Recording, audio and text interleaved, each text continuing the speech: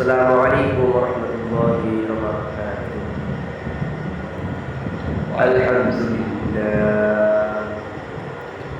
الحمد لله الذي جعل الشمس والقمر بحسبان والنجم والشجر يسجدان وفضل زمانا على زمان كما فضل مكانا على مكان وإنسانا على إنسان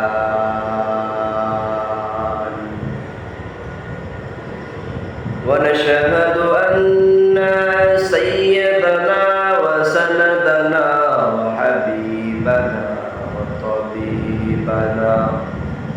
وطبيب قلوب ربنا وأولانا ومولانا محمدا عبده ورسوله أرسله بالحق بشيرا ونذيرا وداعيا إلى الله بإذنه وسراجا منيرا.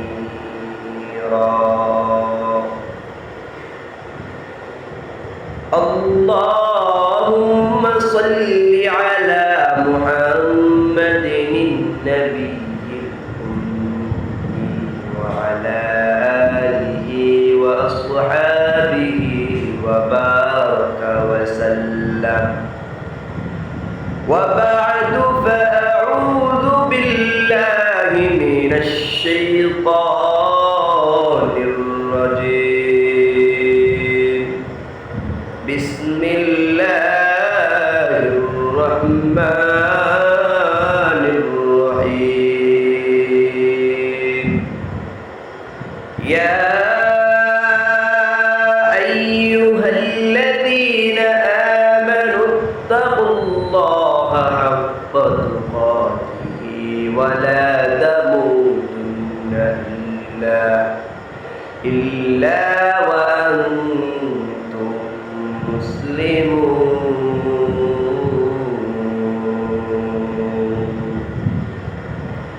وقال النبي صلى الله عليه وسلم إن العلماء ورثة الأنبياء. وقال تعالى قالوا سبحانك لا علم لنا إلا ما علمتنا إنك أنت العليم الحكيم.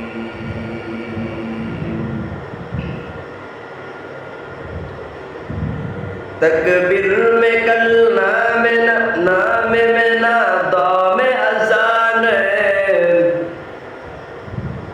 तकबीर में कल नाम में नादा में अजाने नाम इलाहीद मिला नाम मुहम्मद. ऐ नाम इलाहीद मिला नाम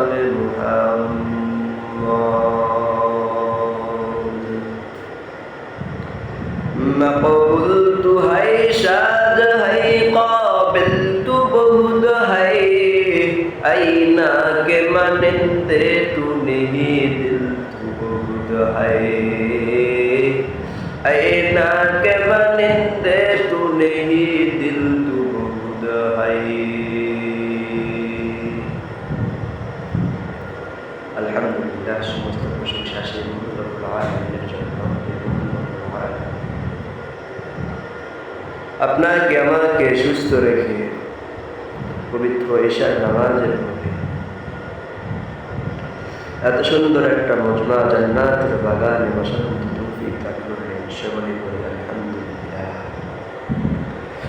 দরুদ সালাম বর্ষিত হোক সেই মহান মানবের উপরে, যিনাকে সৃষ্টি না করা হলে সাতবক আসমানের জমিন কিছুই সৃষ্টি করা হতো না। ইমাম মুস্তাকালাইন খাতামুন নবিয়্যিন আশরাফুল আম্বিয়া হাবিবে কিবরিয়া আফসারে নবুওয়াত মদিনাহ তাজদার নবিয়ুল আরবুল আযম হযরত মুহাম্মদ রাসূল সাল্লাল্লাহু আলাইহি ওয়াসাল্লামের উপর সকলে বলি সাল্লাল্লাহু আলাইহি ওয়াসাল্লাম।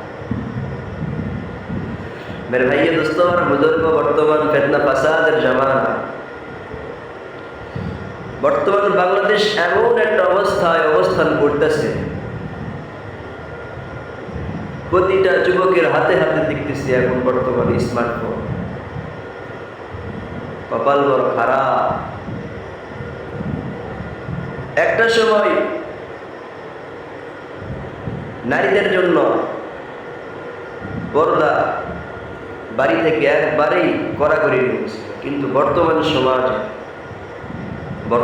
সময় এমন এক পর্যায়ে চলে এসেছে, মেয়ের বাবার টাকা, মেয়ের হাতে আইফোন, বিয়ে দেওয়ার সময় মেয়ের ঘরে আইস cooker, rice cooker, pressure cooker, গ্যাসের চুলা, ব্যালেন্ডার সবকিছু ঢোকায় দেয়। তারপরেও 99% সুখ শান্তি ওই সংসারে নাই।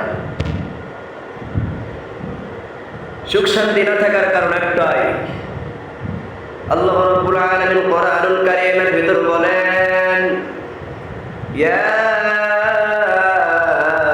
আইয়ুহাল্লাযীনা আমানুত্তাকুল্লাহ, আমি আল্লাহকে ভয় করো, আমি আল্লাহকে ভয় করো। ও বাংলার মুসলমান, আপনি আমি আল্লাহকে ভুলে গেছি। একটা সময় মানুষ যখন অসুস্থ হইতো, গায়ে যখন জ্বর আসতো, জ্বর আসার পরে নিমের পাতার পানি, ওই পানি খাওয়ার পরে জ্বর থেমে যায়। বর্তমান সময়ে MBBS BCS ক্যাডারের কাছে গেলেও গায়ের জ্বর থামে না। ও বাংলার মুসলমান, এমন এক সময়ে বাংলাদেশ, এমন একটা পরিস্থিতির ভিতর দিয়ে বাংলাদেশটা যাইতেছে। একটা সময় ডাক্তার বাড়িতে আসে চিকিৎসা করত, কিন্তু এখন স্মার্টফোন, ল্যাপটপ আর কম্পিউটারের মাধ্যমে ডাক্তার 50 কিলোমিটার দূরে বসে থেকে চিকিৎসা করতেছে। ও মুসলমান, একটা সময় 5/5টা রাষ্ট্রে থাকতো, 5/5টা রাষ্ট্রে থাকে, একসঙ্গে দেখা করার ব্যবস্থা নাই। কিন্তু এখন এমন একটা সময়, 5 জন কেন 50 জন যদি 50টা রাষ্ট্রে থাকে, তারপরে মোবাইলের মাধ্যমে যোগাযোগ করা যায়। এই মোবাইলটা শুধুমাত্র ভাইরাস নয়, এই মোবাইলটা শুধুমাত্র ভাইরাস নয়, এই মোবাইলটা যুবকদের আক্রান্ত করার জন্য একটা অসুখ। ও মুসলমান, আল্লাহর গোলাম, আপনি আমি বলতেছি আল্লাহকে ভয় করি, আল্লাহকে ভয় করি, শুধু মুখ দিয়ে বলি কিন্তু কাজে প্রমাণ দেয় না। ও মুসলমান, আপনিও বলতেছেন আল্লাহকে ভয় করি, আমিও বলতেছি আল্লাহকে ভয় করি, কিন্তু আপনি আর আমি কাজে এটা প্রমাণ করি না। আপনি আর আমি কাজে এটা প্রমাণ করি না। আপনি বললেন আমি বাবাকে ভয় করি, কিন্তু বাবার সামনে যাওয়ার পরে আপনি বাবার সঙ্গে বেয়াদবি করতেছেন। আপনি বললেন আমি উস্তাদকে ভয় করি, উস্তাদের সামনে যাওয়ার পরে উস্তাদের সঙ্গে বেয়াদবি করতেছেন। ছোট্ট একটা উদাহরণ ধরেন, এই সময় আপনাদের এলাকাতে একটা পুকুর চাষ করা হয়েছে পুকুরের মাছ ধরার জন্য। আপনি মাছ ধরতেছেন, এমন সময় এলাকার একজন শিক্ষিত মানুষ, এলাকার একজন শিক্ষিত টিচার আপনাকে বললো, ভাই ওই থেকে ওই গর্তের ভিতরে একটা মাছ ঢুকছে, আমি নিজের চোখেই দেখছি। এরপরে আরেকজন মসজিদের ইমাম সাহেব এসে বললো, ওই গর্তের ভিতরে মাছ ঢুকছে, আমিও দেখছি। আপনি হাত দিতে যাবেন, ওই সময় এলাকার একজন চোর, বিড়ি করু, গাঁজা করু, নেশা করু আপনাকে বললো, ভাই আপনি কোন গর্তে হাত দেন? ওই গর্তের ভিতরে বিষধর সাপ, আমি কেমন মাত্রই দেখলাম ওই গর্তের ভিতরে সাপ ঢুকছে, সাপ। ও আল্লাহর গোলাম, তখন ওই গর্তে আপনি কেন একটা শিশু বাচ্চাও হাত দিবে না? কারণ ওখানে সাপ, ওখানে যতই দামি মাছ লাগবে না, ওই সাপের ভয়ের কারণে আপনি আর আমি ওই গর্তে আর হাত দিব না। কিন্তু এখন আপনি আর আমি এমন একটা একটা পর্যায়ে এসে পড়েছি মুসলমান। আলেম বারবার বলতেছে নামাজ পড়তে হবে, রোজা রাখতে হবে। আপনি আমি মাহফিলের প্যান্ডেল মসজিদের ভিতরে গিয়ে ঠিকঠাক মতো স্লোগান দিলাম, আওয়াজ দিলাম। ফজরের সময় স্লোগান দিয়েছি, জোহরের সময় আর মসজিদে নাই। ও আল্লাহর বান্দা, একবার কি চিন্তা করে দেখছো ওই কবরের ভিতরে একটা নয়, দুইটা নয়, 99টা সাপের ভয়। একটা নয়, দুইটা নয়, 99টা সাপের ভয়। ওই সাপের আঘাত আপনি আমি কেমনে সহ্য করবো রে মুসলমান? চোখের ভিতরে রং বেরঙের চশমা লাগাইয়া ঘোরো, একবার চিন্তা করে দেখো না। গ্রামের ভিতরে ছোট্ট একটা মাদ্রাসা, এতিমখানা। এই মাদ্রাসার ছাত্রদের একটা কম্বল দে শীতের সময়। ওই একটা কম্বল পাওয়ার পরই তোর বেড়েন ছাত্র ফজরের নামাজের সময় তোর নামে মন থেকে দোয়া করবে। তুই এত বড়ই হতভাগ, টাকা কামাইতেছো আর ব্যাংকে জমা করতেছো, একটা টাকা নিয়ে কবরে যাইতে পারবি না রে ভাই। একটা টাকা নিয়ে কবরে যাইতে পারবি না। চোখের ভিতরে রং বেরঙের চশমা লাগাইয়া গানের প্যান্ডেলে যাত্রা বাড়িতে যাও। হই হই কাণ্ড, রই রই ব্যাপার দেখো আর হাত দিয়ে টাকা উড়াও। ও আল্লাহর গোলাম, আল্লাহকে ভয় করার মতো করতে হবে।